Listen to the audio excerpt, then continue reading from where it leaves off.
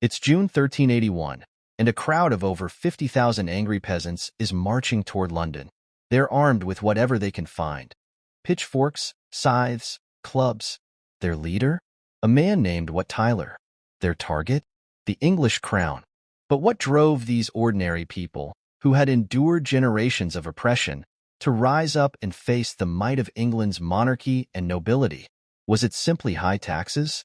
Or was something far more sinister festering beneath the surface? The seeds of this revolt were planted long before 1381. England was recovering from the devastation of the Black Death, which had killed nearly half the population. Those who survived were faced with a grim reality. Fewer workers meant higher demand, but instead of raising wages, the ruling class sought to tighten control. The government passed laws freezing wages and binding workers to their lords, ensuring peasants remained trapped in poverty. It was a slow, suffocating pressure cooker of resentment. Then came the final straw, the poll tax, a tax that didn't discriminate between rich and poor. Everyone, from noble to peasant, paid the same flat rate, a cruel blow to those already struggling to survive. And if you couldn't pay, well, that's where things turned ugly. The collectors would barge into homes, demanding proof of payment. In some cases, they stripped the clothes off young women, searching for hidden money or goods. One tax collector, a man named John Bampton, was notorious for his brutality. On May 30th, 1381, he arrived in Essex, demanding payments from a village that had already been bled dry. But this time, something changed. When Bampton and his men began to strong-arm the villagers, they fought back. They drove him out of town, bruised and humiliated. And that act of defiance sparked a fire that spread like wildfire across the southeastern counties of England.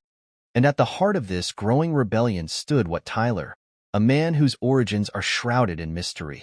Some say he was a roofer from Kent, others a soldier. But one thing was clear: Tyler was not a man to be trifled with. He quickly emerged as the leader of this ragtag army of peasants and craftsmen. Under Tyler's command, they didn't just protest. They stormed castles, beheaded royal officials, and set fire to the symbols of oppression. London itself fell under their control, and the young King Richard II, only 14 years old, found himself trapped in his own capital.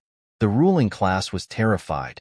June 15th, 1381, Smithfield. Wat Tyler stood face to face with the boy king. The people hoped this would be the moment of negotiation, the moment of change.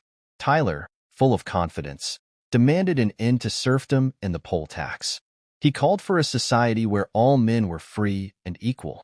For a brief moment, it seemed as if a new world was within their grasp. But fate had other plans. As the tension grew thick, something snapped.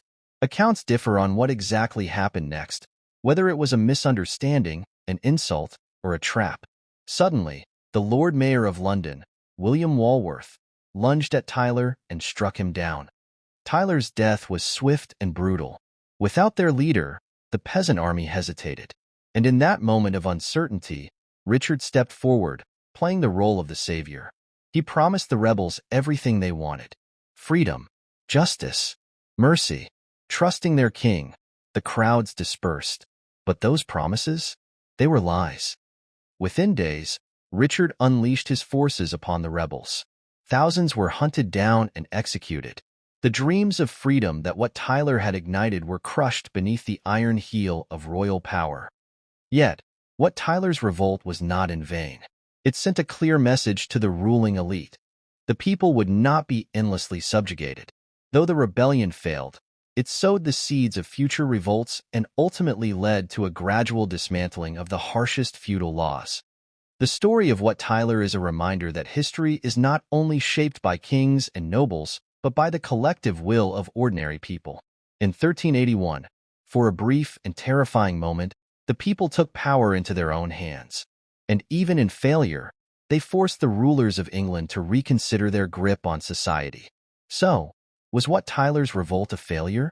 Or was it the first rumble of a much larger storm? Sometimes, it takes a moment of rebellion to remind those in power.